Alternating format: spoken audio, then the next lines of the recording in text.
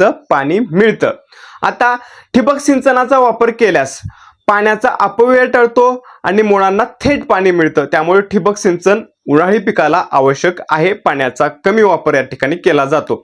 माती नेहमी ओलसर ठेवता येते, पण पाणी साचू देऊ नका। जर आपण मल्चिंग केलेली असेल तर त्या ठिकाणी पाणी साचतंय का याची काळजी घ्या। पाणी साचत असेल तर तिथे उपाययोजना करा। पाणी देताना माती तपासा, जर माती 2 ते 3 इंच खोलीवर कोरडी असेल तरच पाणी द्या। यामुळे झाडांचा ताण कमी होईल आणि फुले गळणं थांबेल। हा पाणी व्यवस्थापनाचा उपाय आपण आपल्या शेतीमध्ये करणं गरजेचं आहे। जे की टोमॅटो असेल, काकडी असेल, कलिंगड असेल, खरबूज असेल, कवळं असेल, जी काही आपली पिकं आहेत त्यासाठी हे पाणी व्यवस्थापन आपण अवलंबणं गरजेचं आहे। आता दुसरा उपाय म्हणजे काय आहे, सावली किंवा मल्चिंग।